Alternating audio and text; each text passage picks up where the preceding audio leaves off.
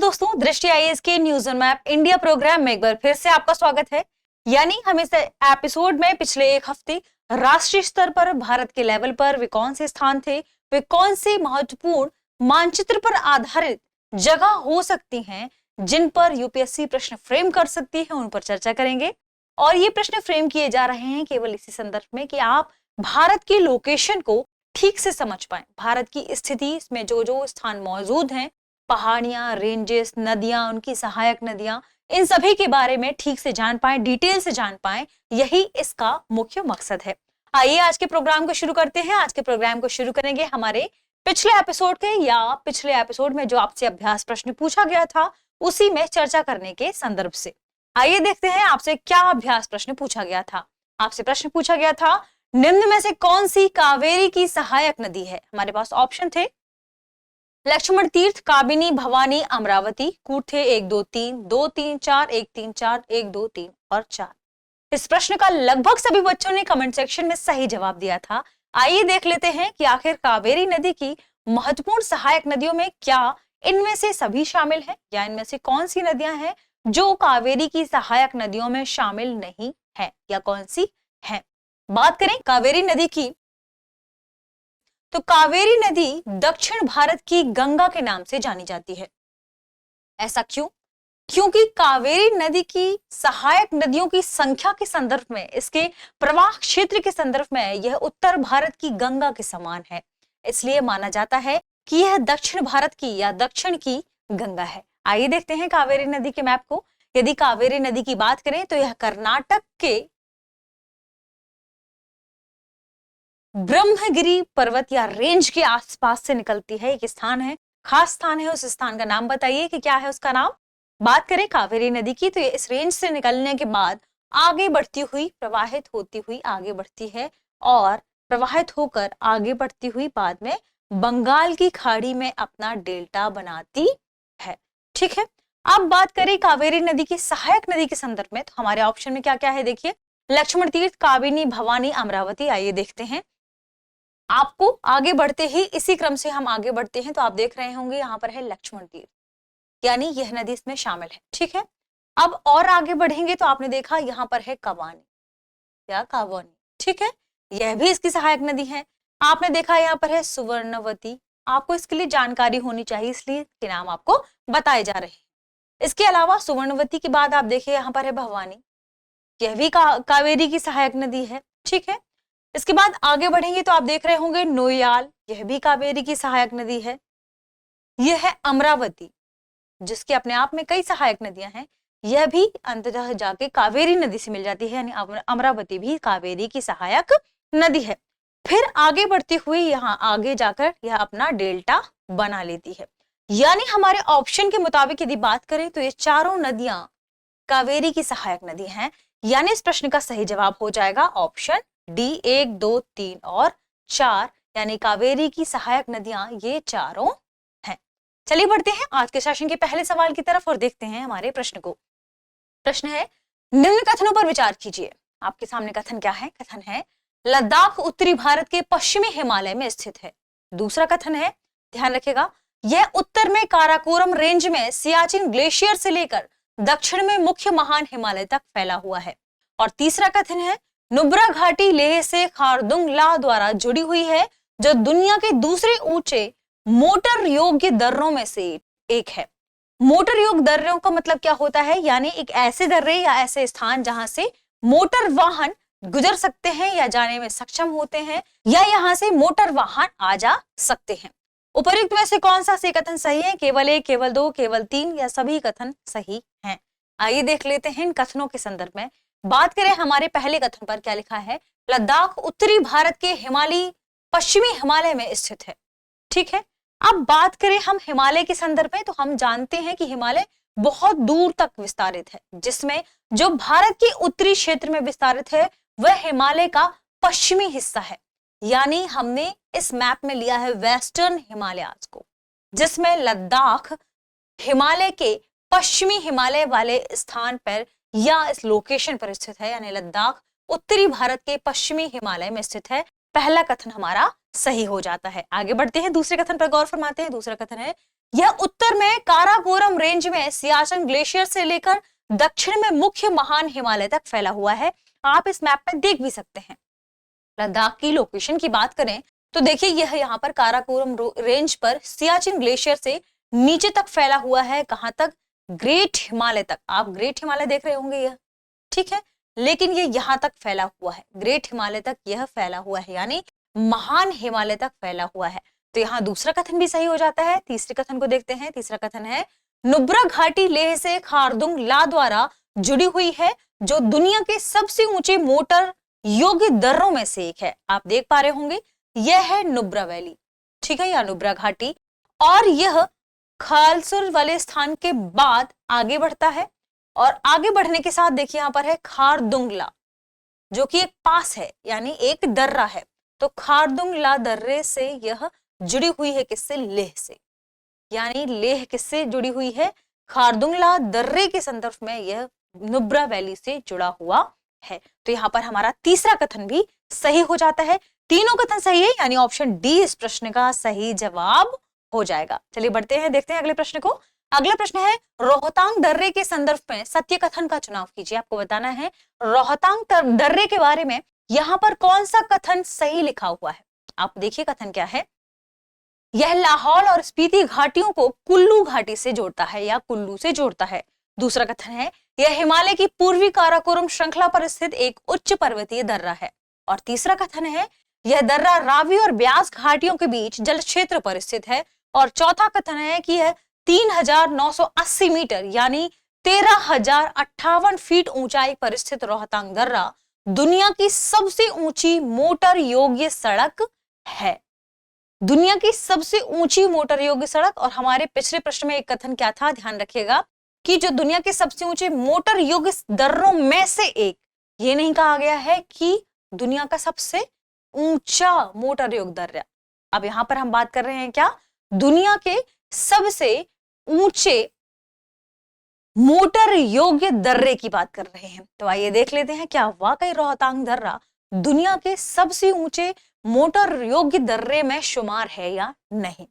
सबसे पहले एक एक कथन के बारे में चर्चा करेंगे, बात करें कि क्या वाकई यह लाहौल और स्पीति घाटियों को कुल्लू से जोड़ता है। तो आइए देख लेते हैं।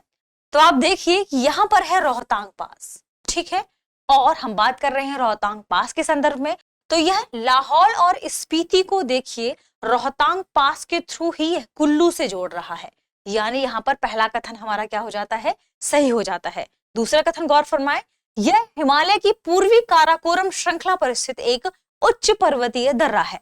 आपने देखा इसमें क्या लिखा है? हिमालय की पूर्वी काराकोरम श्रृंखला पर, लेकिन आप देखिए कि रोहतांग पास कहां पर स्थित है? पीर पंजाल माउंटेन रेंज पर, ठीक है। तो यह दूसरा कथन हमारा गलत हो जाएगा। तीसरा कथन देखते हैं। तीसरा कथन है यह दर्रा रावी और ब्यास घाटियों के बीच जल क्षेत्र पर स्थित है। आइए इसे भी देख लेते हैं। इस मैप में आप देख रहे होंगे यहां पर है रोहतांग पास, ठीक, और यहां यह बह रही है कौन सी नदी? ब्यास नदी, जो आगे बढ़ती है, और ठीक इसके बाद यहां पर बह रही है कौन सी नदी? रावी नदी। तो आप देखिए कि पास तो यहां पर स्थित है, यह इसके बीच में स्थित नहीं है, ठीक है। तो यहां पर दूसरा कथन क्या हो जाता है? गलत, क्योंकि इसमें क्या लिखा है कि इसके बीच जल क्षेत्र में स्थित है। आइए अगला कथन देखते हैं। अगला कथन है कि 3980 मीटर यानी 13,058 फीट ऊंचाई पर स्थित रोहतांग दर्रा दुनिया की सबसे ऊंची मोटर योग्य सड़क है। बात करें दुनिया की सबसे ऊंची मोटर योग्य सड़क के संदर्भ में, तो खुद बॉर्डर रोड ऑर्गेनाइजेशन यानी BRO ने कहा है कि उमलिंगला, जो कि अपने आप में एक पास है, एक दर्रा है, is presently the highest motorable pass in the world at 19,024 feet। ध्यान रखेगा 19,024 फीट के ऊंचाई पर यह स्थित है, और यह दुनिया की सबसे ऊंची मोटर योग्य सड़क में से एक है। और यहीं पर कहां पर किसका नाम है यह? ध्यान रखिएगा उमलिंगला पास। तो यहाँ पर रोहतांग दर्रे के बारे में यह कथन भी क्या हो जाता है? गलत हो जाता है। एक और अपडेशन याद रखिएगा कि BRO इंडिया दुनिया के सबसे ऊंचे पास पर काम कर रहा है। जो कि किस लेवल पर होगा, मोटरेबल होगा। ध्यान रखिएगा, ये किस पर काम कर रहा है, work on world's highest motorable road, जिसका नाम क्या है, ध्यान रखिएगा, लिकारू मिगला फुक्चे, इस पर यह कार्य कर रहा है। ठीक है, तो हो सकता है उमलिंगला का भी स्थान बाद में चेंज हो जाए। तो इस तरह इस प्रश्न के सत्य कथन की बात करें तो केवल एक कथन ही इसका सत्य होगा, क्या, कि यह लाहौल और स्पीति को कुल्लू से जोड़ता है, ये सही हो जाएगा। शेष 3 कथन यहाँ पर गलत हो जाएंगे, क्योंकि यह काराकोरम रेंज पर स्थित नहीं है, पीर पंजाल पर स्थित है, अभी हमने देखा भी। ठीक है, यह रावी और ब्यास घाटियों के बीच जल क्षेत्र में स्थित नहीं है, जबकि पहले ही शुरू हो जाता है पास। और तीसरा कथन है कि यह सबसे दुनिया के सबसे ऊंचे मोटर योग्य सड़क में स्थान इसका नहीं है। ठीक है, किसका है, उमलिंगला का। चलिए बढ़ते हैं अगले प्रश्न की तरफ। अगला प्रश्न है, निम्न कथनों पर विचार कीजिए। आपके सामने कथन इस प्रकार है। कथन है, इस राज्य का उत्तरी भाग शुष्क एवं अर्धशुष्क है, इसका मध्य भाग कपास पैदा करता है और इस राज्य में नकदी फसलों की खेती खाद्य फसलों पर हावी है। निम्न विशेषताएं किस राज्य से संबंधित हैं, आंध्र प्रदेश, गुजरात, तमिलनाडु या कर्नाटक। देखिए, आप इन कथनों को पढ़ते ही समझ रहे होंगे हमारे ऑप्शन के मुताबिक कि सही जवाब क्या है। पहली बात, अगर आप कैच करना चाहें तो आप जान सकते हैं नकदी फसलों से कैच कर सकते हैं, और इसे सबसे आसानी से कैच किया जा सकता है कपास की पैदावार के संदर्भ में, क्योंकि हम जिस राज्य की बात कर रहे हैं इसका कपास का प्रोडक्शन भारत के कुल कपास के प्रोडक्शन का 30% है, लगभग 30% है भारत में कपास के प्रोडक्शन में इसका योगदान। आइए देखते हैं कि इस प्रश्न का सही जवाब क्या है। कंडीशन फॉर कॉटन कल्टीवेशन, यानी कॉटन की कल्टीवेशन के लिए, खेती के लिए कौन कौन सी कंडीशन अनिवार्य हैं, जरूरी है। सबसे पहले ट्रॉपिकल क्रॉप, यह ट्रॉपिकल फसल है। ठीक है, दूसरा वार्म सीजन क्रॉप है यह, और तीसरा इसके लिए जो टेम्परेचर रिक्वायर्ड है वह लगभग 21 से 30 अंश सेल्सियस, लेकिन कुछ अलग अलग स्थान हैं जहां पर 15 में शुरुआत हो जाती है इसको बोने की, बुवाई की, और फिर आगे धीरे धीरे यह 20, 21, 22, 25 तक हो सकता है। इसके अलावा एक मॉडरेट रेनफॉल की जरूरत है। यदि हम हमारे ऑप्शन के मुताबिक चर्चा करें, क्योंकि इसमें क्या है, आंध्र प्रदेश, गुजरात, कर्नाटक और तमिलनाडु, तो यहाँ पर कई ऐसे रीजन हैं, जैसे आप कर्नाटक की बात करें, तमिलनाडु की बात करें, जहां पर बारिश होने की संभावना ज्यादा होती है। और ये वे रीजन भी है, यदि आप कर्नाटक और तमिलनाडु की बात करें, जहां पर ग्रीनरी ज्यादा है। ठीक है, यानी यह ग्रीनरी वाले क्षेत्र है। अब बात करते हैं कपास के संदर्भ में ही कि इस प्रश्न का सही जवाब क्या है, क्योंकि भारत में 30% पूरे भारत का जो कपास का प्रोडक्शन है वह कौन सा राज्य करता है, गुजरात करता है। तो इस प्रश्न का सही जवाब है गुजरात। सबसे नंबर 1 पर है गुजरात, दूसरे नंबर पर है महाराष्ट्र, तीसरे नंबर पर है तेलंगाना, चौथे नंबर पर है आंध्र प्रदेश और 5वें नंबर पर है राजस्थान। लेकिन वहां पर मौजूद सभी 3 कथन सबसे सटीक बैठते हैं गुजरात के संबंध में। आइए देख लेते हैं इसे कैसे, और यह भी देख लेते हैं कि गुजरात की कौन से क्षेत्र हैं, कौन से रीजन है जहां पर सर्वाधिक कपास का प्रोडक्शन होता है। तो देखिए, यह जो रेड मार्क है यह वह लोकेशन है जहां पर कपास का प्रोडक्शन सर्वाधिक होता है, गुजरात में। तो इस प्रश्न का सही जवाब क्या है, ऑप्शन बी, गुजरात। और ध्यान रखिएगा, इस राज्य का जो उत्तरी भाग है वह शुष्क और अर्धशुष्क है, बिल्कुल सही बात है, क्योंकि यहां पर रेतीली मिट्टी पाई जाती है,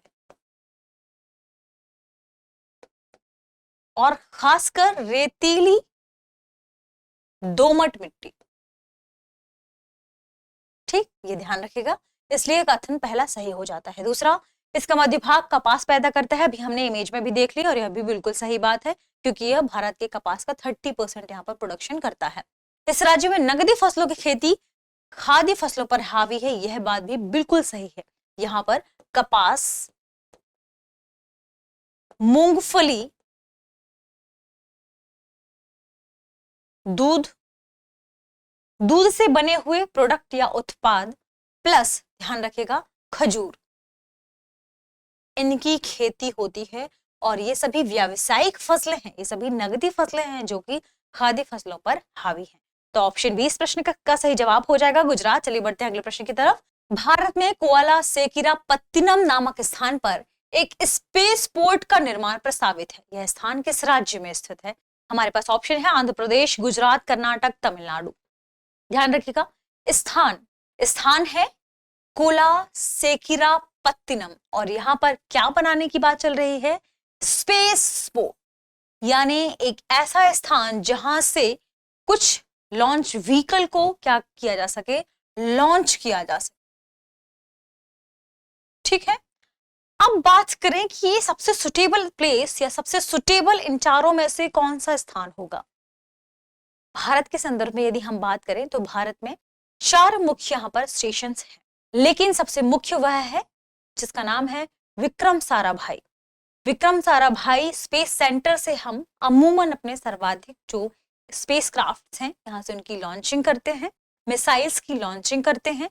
यदि बात करें कि ये स्थान सबसे सुटेबल क्यों माना जाता है, क्योंकि जब भी कोई देश अपने स्पेस क्राफ्ट, मिसाइल्स, इन सभी का परीक्षण करता है तो उसे चाहिए कि वे अन्य देशों को नुकसान ना पहुंचाए और ऐसे स्थान पर अपनी इन चीजों का परीक्षण करे जहां से केवल जल हो, महासागर हो या समुद्र हो, किसी भी देश का लैंडमास ना आता हो, किसी भी देश का भूभाग ना आता हो। यदि किसी भी प्रकार की तकनीकी खराबी हो जाती है उनके मिसाइल्स में, उनके स्पेस क्राफ्ट्स में, तो वे टूटकर महासागर में गिर सकें, किसी भी देश के भूभाग में ना गिरे या वहां पर जान माल की हानि ना हो, ऐसे स्थानों का चुनाव किया जाता है।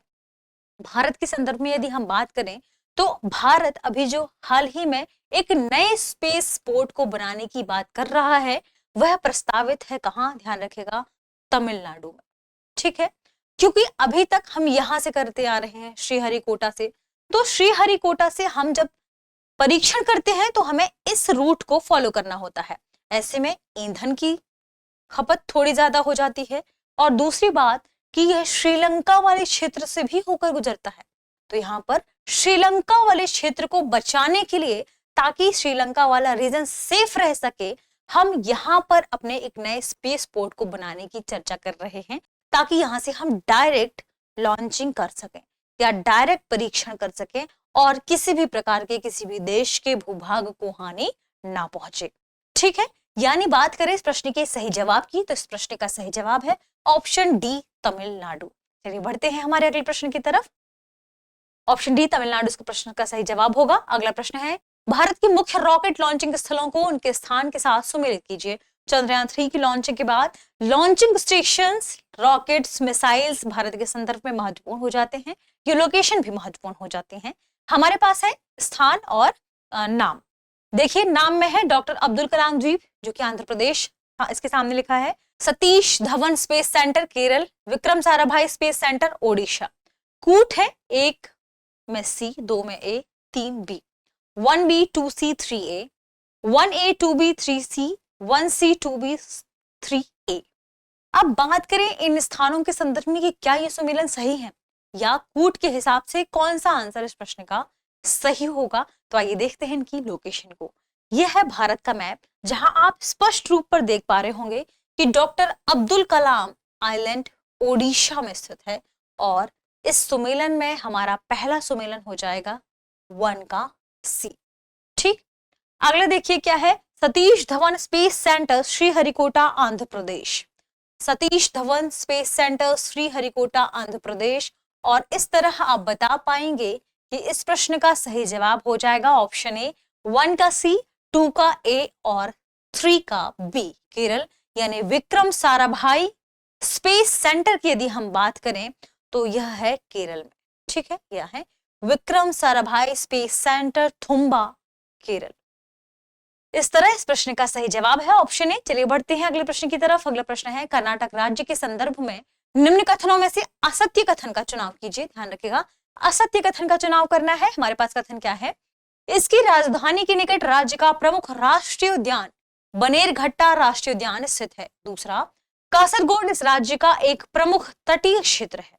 और तीसरा, इसकी राजधानी के पूर्व में विश्व प्रसिद्ध कोलार गोल्ड फील्ड स्थित है। और चौथा कथन है, बाबा बुदान हिल्स राज्य के कर्नाटक पठार क्षेत्र में पाई जाती है। आइए देखते हैं कि आखिर इस प्रश्न में कौन से स्टेटमेंट्स गलत है और कौन से स्टेटमेंट्स सही हैं। सबसे पहले बात करें पहले स्टेटमेंट के संदर्भ में, कर्नाटक की राजधानी के निकट राज्य का प्रमुख राष्ट्रीय उद्यान बनेरघट्टा राष्ट्रीय उद्यान स्थित है। आइए देख लेते हैं। कर्नाटक की राजधानी है बेंगलुरु, जो कि यहाँ पर है, और इसके सबसे नजदीक स्थित है बनेरघट्टा नेशनल पार्क, यानी हमारा पहला कथन हो जाता है सही। दूसरा कथन है, ध्यान रखिएगा, कासरगोड इस राज्य का एक प्रमुख तटीय क्षेत्र है। यदि बात करें कासरगोड की, तो कासरगोड कर्नाटक का नहीं बल्कि केरल का एक प्रमुख तटीय क्षेत्र है। यहाँ पर है कासरगोड, जो कि केरल वाली बाउंड्री में स्थित है, ठीक है, जबकि कर्नाटक वाला क्षेत्र यह है। तो यहाँ पर दूसरा कथन हो जाता है गलत, और यही इस प्रश्न का सही जवाब भी है। अगला कथन है, कर्नाटक की राजधानी के पूर्व में विश्व प्रसिद्ध कोलार गोल्ड फील्ड स्थित है। तो आइए देख लेते हैं। यहाँ पर है कर्नाटक की राजधानी बेंगलुरु, और बेंगलुरु के पूर्व में देखिए है कोलार गोल्ड फील्ड, यानी यहाँ पर यह कथन हो जाएगा सही। और चौथा कथन है, बाबा बुदान हिल्स राज्य के कर्नाटक पठार क्षेत्र में पाई जाती है। आइए ये भी देख लेते हैं। बात करें कर्नाटक पठार क्षेत्र की, तो यह क्षेत्र है कर्नाटक का पठार वाला क्षेत्र, और आप देख पा रहे होंगे यहाँ पर है बाबा बुदान की हिल्स या बाबा बुदान हिल्स। तो यहाँ पर यह हमारा स्टेटमेंट भी सही हो जाएगा। इस प्रश्न का सही जवाब हो जाएगा ऑप्शन बी, कासरगोड इस राज्य का एक प्रमुख तटीय क्षेत्र है। यह गलत है क्योंकि यह केरल में स्थित है। पूछा क्या जा रहा है, क्या सत्य कथन हमें बताना है, यही इस प्रश्न का सही जवाब है। अगला प्रश्न देखते हैं। प्रश्न है, निम्न कथनों पर विचार कीजिए। यह भारत में सोयाबीन उत्पादन में देश का अग्रणी राज्य है, और दूसरा, राष्ट्रीय उद्यानों की सर्वाधिक संख्या इसी राज्य में पाई जाती है। उपरोक्त कथन किस भारतीय राज्य से संबंधित है? राजस्थान, असम, मध्य प्रदेश या उत्तराखंड? आप इस प्रश्न को बहुत आसानी से दूसरे स्टेटमेंट से हल कर सकते हैं। कैसे? इसमें लिखा है कि राष्ट्रीय उद्यानों की सर्वाधिक संख्या इसी राज्य में है, और भारत में सर्वाधिक राष्ट्रीय उद्यानों वाली संख्या के राज्य की बात करें तो इसमें है मध्य प्रदेश। ठीक है, आइए देख लेते हैं मैप में। हम जिन दो प्रमुख राज्यों की बात करेंगे किसके संदर्भ में, सोयाबीन उत्पादन के संदर्भ में, तो उनमें मध्य प्रदेश और महाराष्ट्र शामिल है। मध्य प्रदेश में 55.4% और महाराष्ट्र में 30.02%। अब बात करें सर्वाधिक नेशनल पार्क वाले क्षेत्रों के संदर्भ में या राज्य के संदर्भ में, तो आप देख पा रहे होंगे मध्य प्रदेश में सबसे ज्यादा नेशनल पार्क है। देखिए कुछ का नाम इस प्रकार है, माधव नेशनल पार्क, इसके बाद पन्ना नेशनल पार्क जो कि एक टाइगर रिजर्व भी है जिसकी लोकेशन यहाँ पर है, वन विहार नेशनल पार्क जो कि कहां पर है, कमेंट सेक्शन में बताइए। इसके बाद देखिए क्या है, डायनासोर फोसिल नेशनल पार्क, इसके बाद देखिए सतपुड़ा नेशनल पार्क जो कि टाइगर रिजर्व भी है, कान्हा नेशनल पार्क जो कि टाइगर रिजर्व भी है, पेंच नेशनल पार्क जो कि टाइगर रिजर्व भी है, और इसके साथ ही कुछ इस रीजन में भी है जैसे संजय नेशनल पार्क जो कि अपने आप में टाइगर रिजर्व भी है। इसके बाद बांधवगढ़ नेशनल पार्क जो कि टाइगर रिजर्व है, और Ghughua and Mandla fossil national park, ये नेशनल पार्क के सर्वाधिक संख्या वाला राज्य है। इस प्रश्न के सही जवाब की बात करें तो मध्य प्रदेश, ऑप्शन सी इस प्रश्न का सही जवाब है। बढ़ते हैं अगले प्रश्न की तरफ जो कि अभ्यास प्रश्न है, यानी इस प्रश्न का जवाब आपको कमेंट सेक्शन में देना है। प्रश्न क्या है? प्रश्न है, यदि कर्क रेखा भारत को दो हिस्सों उत्तर व दक्षिण में बांट देती है एवं आप कर्क रेखा पर हैं, आप कर्क रेखा पर खड़े हैं और आगे बढ़ रहे हैं, तब कर्क रेखा जिन राज्यों से होकर गुजरेगी उनमें से कितने राज्यों की राजधानी कर्क रेखा के उत्तर में स्थित होगी और कितने राज्यों की राजधानी कर्क रेखा के दक्षिण में स्थित होगी? हमारे पास ऑप्शन है, उत्तर के राज्यों की बात करें तो 4, 6, 3, 5, और दक्षिण के राज्यों की बात करें राजधानियों के संदर्भ में तो 4, 2, 5, 3।